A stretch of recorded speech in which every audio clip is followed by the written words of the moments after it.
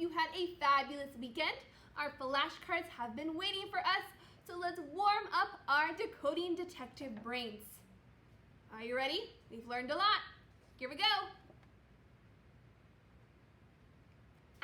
A.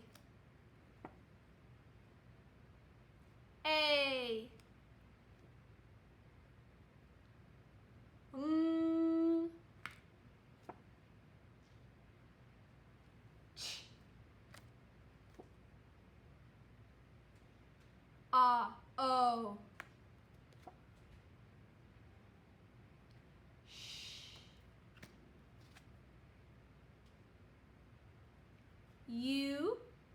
Oo. E.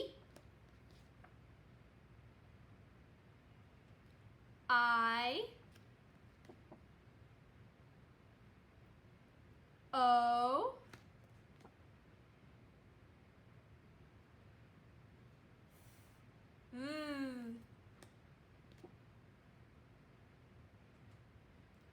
Oo. A.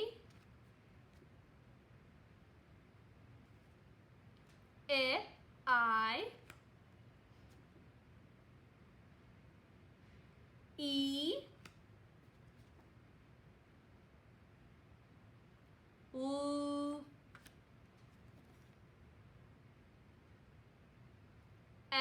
E. O. A. Keep it up. U.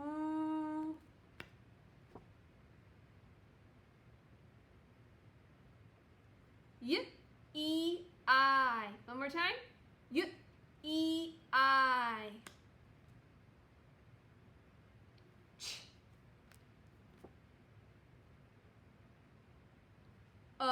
U. And I. Awesome job, people. So today we're doing grammar. Hello, second grade, and happy Monday. Today for our first video lesson, we are practicing our grammar today, our grammar. Remember, we've talked about grammar a few times before. Grammar are the rules of the English language that we have to follow in order to speak, read, and write correctly. So today we are going to focus on grammar that's going to help us the rest of the week. But first up, of course, we have to speed decode. So I have 5 words that have multiple syllables. We're going to practice identifying where can we divide the syllable and use that knowledge to help us decode. So here we go. Okay, where are the 2 syllables? Where do I need to divide between?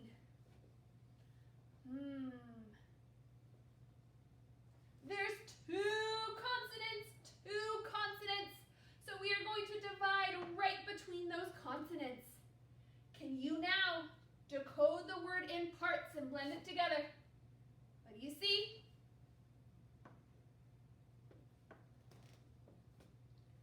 Picnic. Picnic.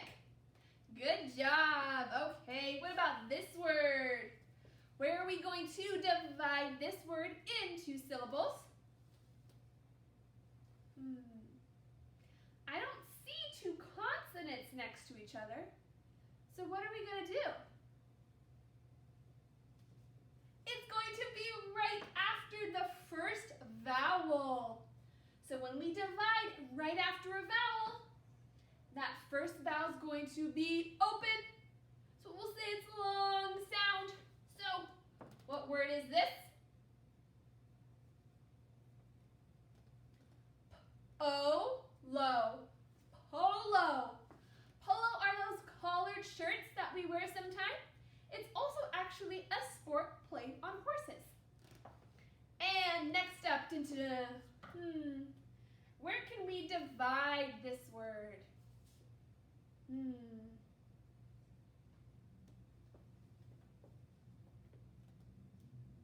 between the two consonants right next to each other. So these are the two syllables. Can you decode this word?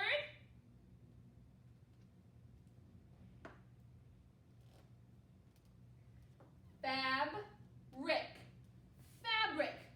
Fabric is what our clothes are made out of. And this one. Where are the two syllables?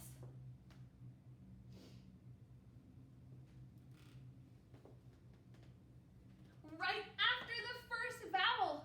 Look, a vowel can be totally on its own in a syllable. And that means that an open vowel is here. So, with that knowledge, can we decode the word?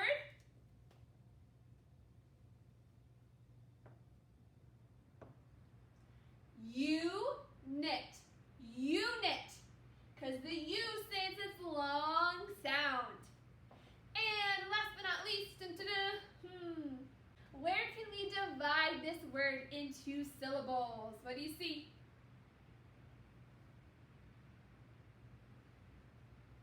There's not two consonants next to each other, so it's going to be after the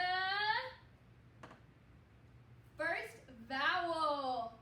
So dividing after a vowel, it makes that vowel open with a long sound. So, can you decode the word?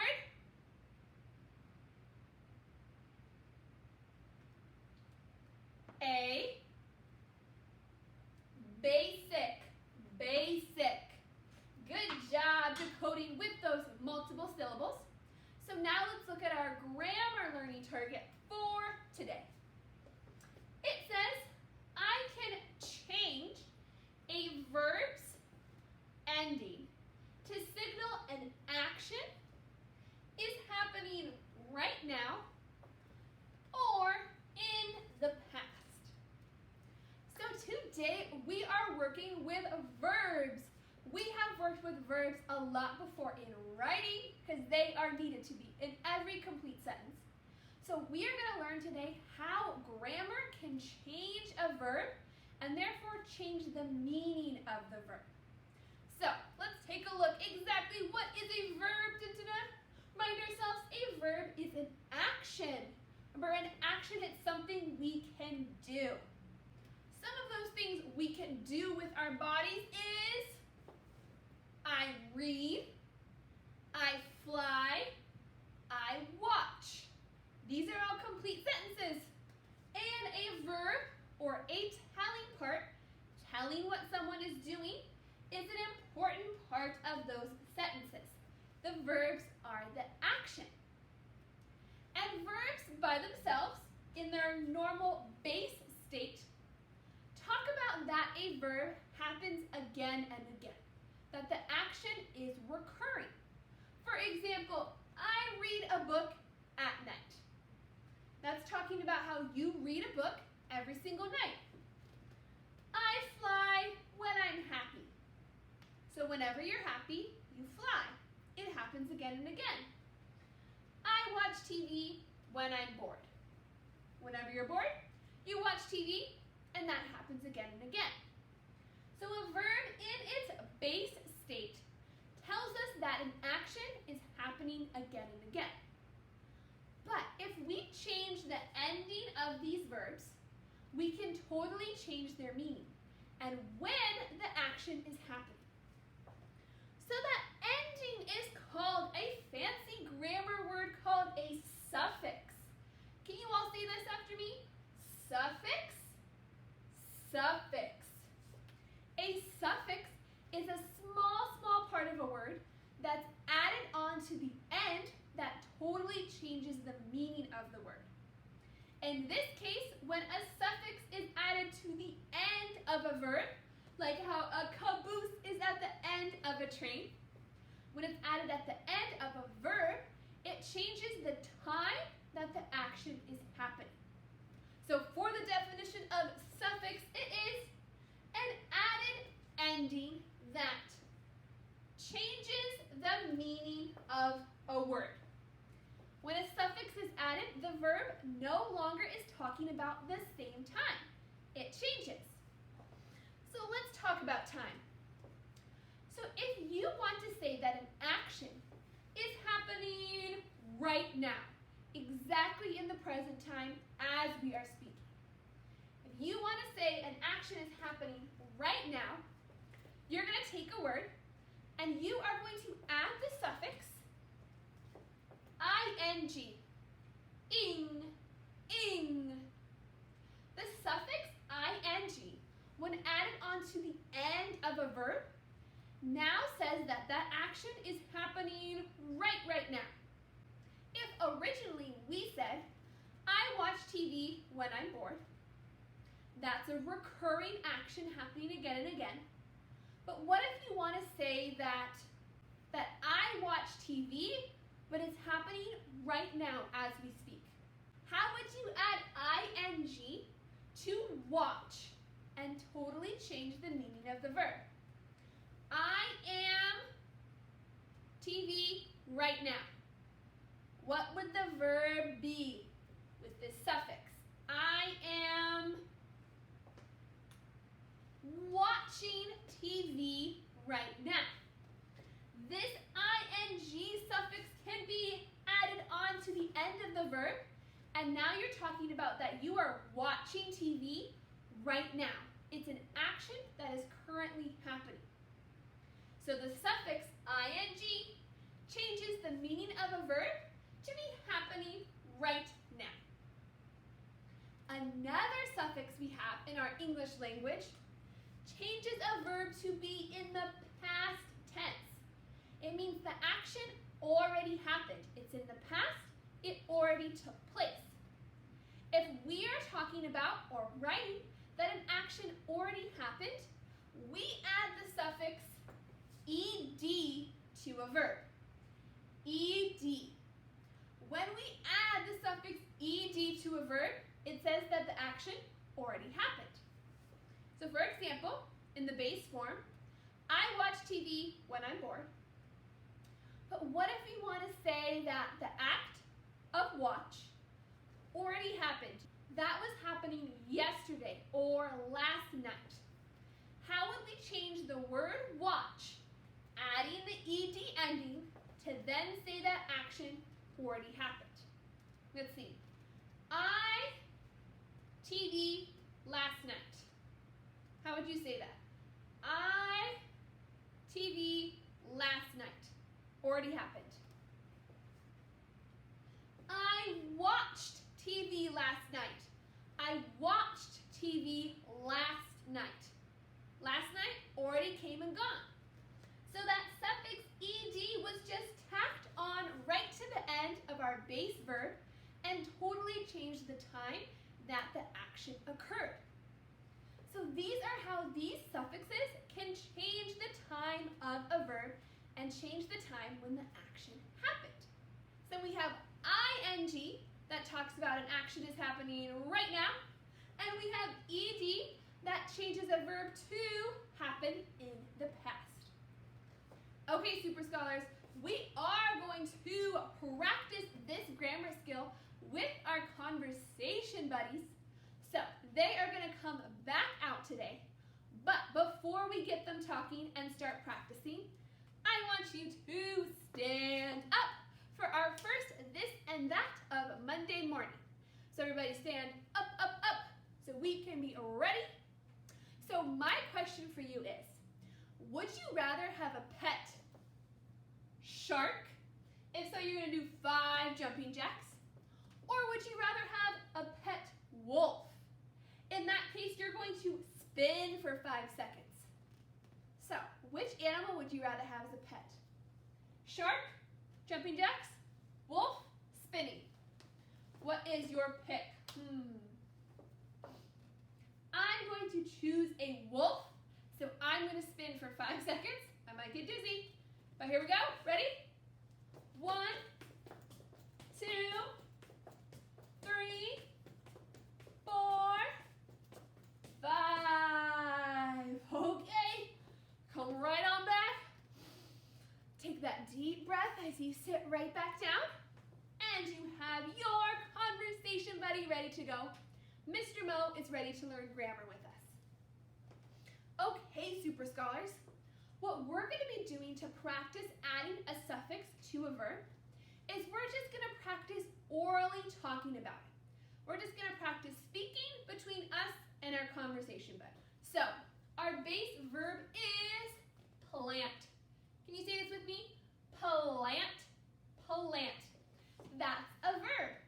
You can't plant vegetables or plant flowers in a garden. So if we want to say plant, that I plant vegetables every year, that's something that happens again and again. But what if we want to say plant, but as an action that's happening right now? Tell your conversation buddy, what would the new verb be of plant adding ing? What would it be? It would be planting, planting.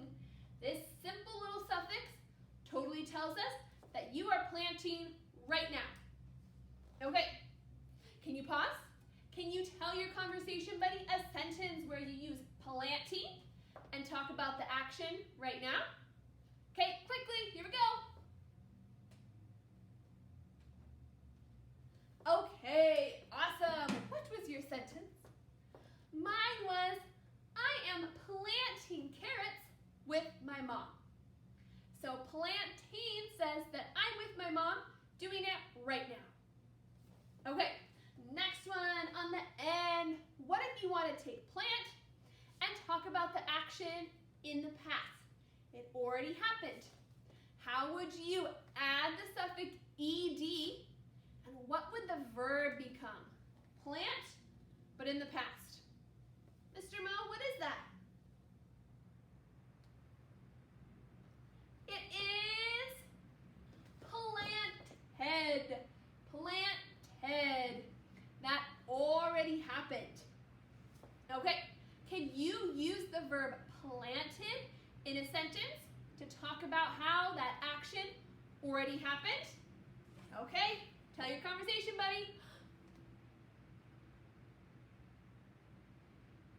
Awesome, good job being so quick. So Mr. Mo, my sentence was, I planted pumpkins last spring. So spring already happened, and I did that in the past. Okay, we're gonna do one last set. Let's see if we can go faster. Okay, our last verb is scream. Can you all read this?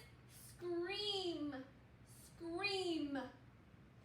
So scream as a base word tells us it happens again and again. I scream when I'm scared. How would we change scream to an action that's happening right now? Look at the ending. Da-da-da, screaming, screaming. With our ing ending, we say this action's right now. Okay, can you tell your conversation buddy a sentence with screaming? Here we go.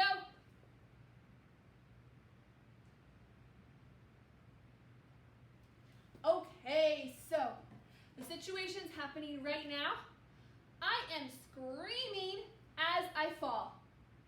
I'm doing it at the same time that I'm falling right now. Okay, what about scream but?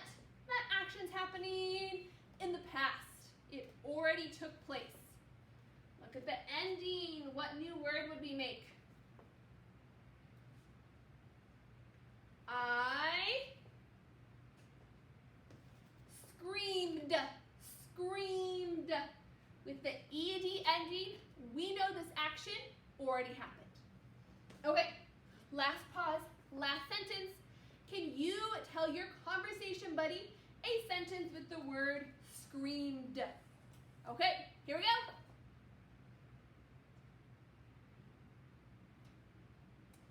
go. Okay, so what happened in the past? I screamed when I rode a roller coaster. So I already rode the roller coaster and I screamed when I was on it. Good job, awesome people, practicing verbally changing these verbs. So now what you are going to do for me to show me what you know is you're going to take these 4